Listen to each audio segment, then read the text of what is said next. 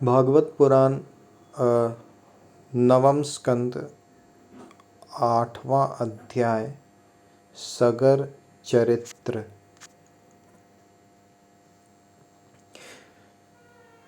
भागवत पुराण नवम स्कंद 8वां अध्याय सगर चरित्र।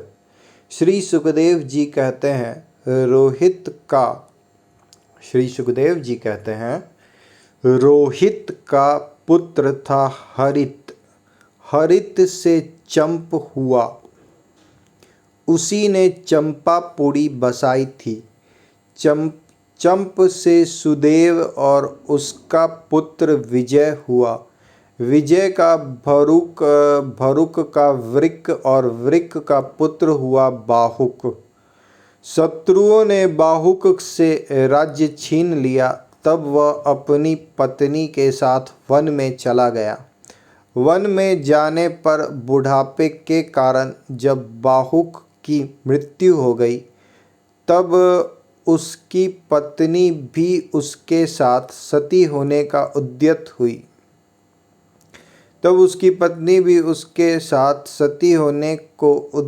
हुई।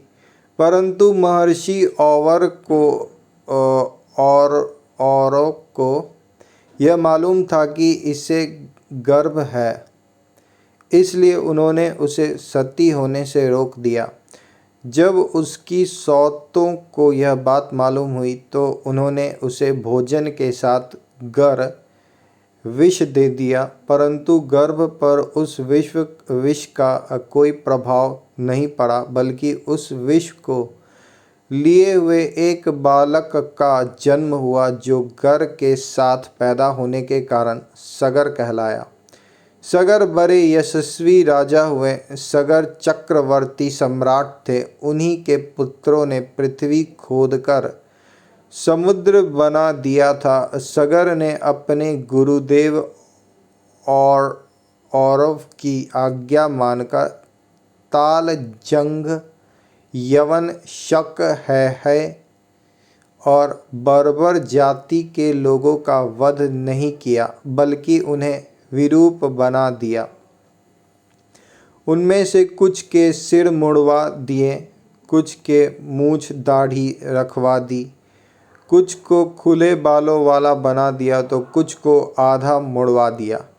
कुछ लोगों को सगर ने केवल वस्त्र ओढ़ने की ही आज्ञा दी, पहनने की नहीं, और कुछ को केवल लंगोटी पहनने को ही कहा, ओढ़ने को नहीं। इसके बाद राजा सगर ने औरव ऋषि के उपदेशानुसार अश्वमेध यज्ञ के द्वारा संपूर्ण वेद एवं देवतामय आत्मस्वरूप सर्वशक्तिमान भगवान की आराधना की।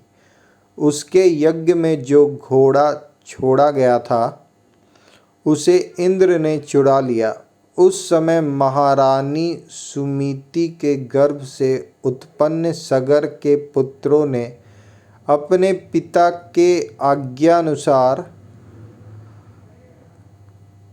घोड़े के लिए सारी पृथ्वी छान डाली। जब उन्हें कहीं घोड़ा न मिला, तब उन्होंने बड़े घमंड से सब ओर से पृथ्वी को खोद डाला। खोदते खोदते उन्हें पूर्व और उत्तर के कोने पर कपिल मुनि के पास अपना घोड़ा दिखाई दिया। घोड़े को देखकर वे 60,000 राजकुमार शस्त्र उठाकर यह कहते हुए उनकी ओर दौड़ पड़े कि यही हमारे घोड़े को चुराने वाला चोर है। देखो तो सही, इसने इस समय कैसे आंखें मूंद रखी है। यह पापी है, इसको मार डालो, मार डालो। उसी समय कपिल मुनि ने अपनी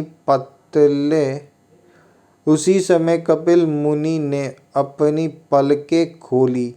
इंद्र ने राजकुमारों की बुद्धि हर ली थी। इसी से उन्होंने कपिल मुनि जैसे महापुरुष का तिरस्कार किया। इस तिरस्कार के फल स्वरूप उनके शरीर में ही आग जल उठी। जिससे क्षण भर में ही वे सब के सब जलकर खाक हो गए। परीक्षित सगर के लड़के कपिल मुनि के क्रोध से जल गए, ऐसा कहना उचित नहीं है। वे तो शुद्ध सत्व गुण के परम आश्रय हैं। उनका शरीर तो जगत को पवित्र करता रहता है। उनमें भला क्रोध रूप तमोगुण की संभावना कैसे की जा सकती है? भला कहीं पृथ्वी की धूल का भी आकाश से संबंध होता है? यह संसार सागर एक मृत्युमय पथ है, इसके पार जाना अत्यंत कठिन है। परंतु कपिल मुनि ने इस जगत में सांख्य शास्त्र की एक ऐसी दृढ़ नाव बना दी है जिससे मुक्ति की इच्छा रखने वाला कोई भी व्यक्ति उस समुद्र के पार जा सकता है। वे केवल परम ज्ञानी ही नहीं, स्वयं परमात्मा है। उनमें भला यह शत्रु है और यह मित्र, इस प्रकार की भेद बुद्धि कैसे हो सकती है? सगर की दूसरी पत्नी का नाम था केशिनी। उसके गर्भ से उन्हें असमंजस नाम का पुत्र हुआ था। असमंजस के पुत्र का नाम था अंशुमान। वह अपने दादा सगर की आज्ञाओं के पालन तथा उन्हीं की सेवा में लगा रहता। असमंजस पहले जन्म में योगी थे। संग के कारण वे योग से विचलित हो गए थे, परंतु अब भी उन्हें अपने पूर्व जन्म का स्मरण बना हुआ था।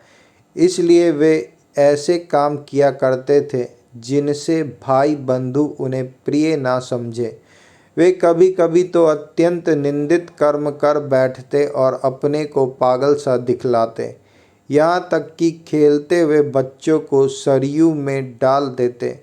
इस प्रकार उन्होंने लोगों को उद्विग्न कर दिया था। अंत में उनकी ऐसी करतूत देखकर पिता ने पुत्र स्नेह को तिलांजलि दे दी और उन्हें त्याग दिया। तदंतर असमंजस ने अपने योग बल से उन सब बालकों को जीवित कर दिया और अपने पिता को दिखाकर वे वन में चले गए। अयोध्या के नागरिकों ने जब देखा कि हमारे बालक तो फिर लौट आए, तब उन्हें असीम आश्चर्य हुआ और राजा सगर को भी बड़ा पश्चाताप हुआ। इसके बाद राजा सगर की आज्ञा से अंशुमान घोड़े को ढूंढने के लिए निकले। उन्होंने अपने चाचाओं के द्वारा खोदे हुए समुद्र के किनारे किनारे चलकर उनके शरीर के भस्म के पास ही घोड़े को देखा। वहीं भगवान के अवतार कपिल मुनि बैठे हुए थे। उनको देखकर उदार हृदय अंशुमान ने उनके चरणों में प्रणाम किया और हाथ जोड़कर एकाग्र मन से उनकी स्तुति की। अंशुमान ने कहा, भगवान, आप अजन्मा ब्रह्मा जी से पड़े हैं, इसलिए वे आपको प्रत्यक्ष नहीं देख पाते। देखने की बात तो अगर रही, वे समाधि करते करते एवं युक्ति लड़ाते लड़ाते हार गए, किंतु आज तक आपको समझ भी नहीं पाए। हम लोग तो उनके मन, शरीर और बुद्धि से होने वाली सृष्टि के द्वारा बने हुए अज्ञानी जीव हैं। तब भला हम आपको कैसे समझ सकते हैं? संसार के शरीरधारी सत्वगुण, रजोगुण या तमोगुण प्रधान हैं। वे जागृत और स्वप्न अवस्थाओं में केवल गुणमय पदार्थों, विषयों को और सुषुप्ति अवस्था में केवल अज्ञान ही अज्ञान देखते हैं। इसका कारण यह है कि वे आपकी माया से मोहित हो रहे हैं। वे बहिर्मुख होने के कारण बाहरी वस्तुओं को तो देखते हैं, पर अपने ही हृदय में स्थित आपको नहीं देख पाते। आप एकरस ज्ञानधन हैं। सनंदन आदि मुनि जो आत्मस्वरूप के अनुभव से माया के गुणों के द्वारा होने वाले भेदभाव को और उसके कारण अज्ञान को नष्ट कर चुके हैं, आपका निरंतर चिंतन करते रहते हैं। माया के गुणों में ही भूला हुआ मैं मूढ़ किस प्रकार आपका चिंतन करूं। माया उसके गुण और गुणों के कारण होने वाले कर्म एवं कर्मों के संस्कार से बना हुआ लिंग शरीर आप में है ही नहीं। ना तो आपका नाम है और ना तो रूप। आप में ना कार्य है और ना तो कारण। आप सनातन आत्मा है। ज्ञान का उपदेश करने के लिए ही आपने यह शरीर धारण कर रखा है। हम आपको नमस्कार करते हैं प्रभु। यह संसार आपकी माया की करामात है। इसको सत्य समझकर काम, लोभ, ईर्ष्या और मोह से लोगों का चित्त शरीर तथा घर आदि में भटकने लगता है। लोग इसी के चक्कर में फंस जाते हैं। समस्त प्राणियों के आत्मा प्रभु, आज आपके दर्शन से मेरे मोह की वह दृढ़ फांसी कट गई जो कामना, कर्म और इंद्रियों को जीवन दान देती है। श्री सुखदेव जी कहते हैं, परीक्षित, जब अंशुमान ने भगवान कपिल मुनि के प्रभाव का इस प्रकार गान किया तब उन्होंने मन ही मन अंशुमान पर बड़ा अनुग्रह किया और कहा। श्री भगवान ने कहा, बेटा, यह घोड़ा तुम्हारे पितामह का यज्ञ पशु है। इसे तुम ले जाओ। तुम्हारे जले हुए चाचाओं का उद्धार केवल गंगा जल से होगा और कोई उपाय नहीं है। अंशुमान ने बड़ी नम्रता से उन्हें प्रसन्न करके उनकी परिक्रमा की और वे घोड़ों को ले आए। सगर ने उस यज्ञ पशु के द्वारा यज्ञ की शेष क्रिया समाप्त की।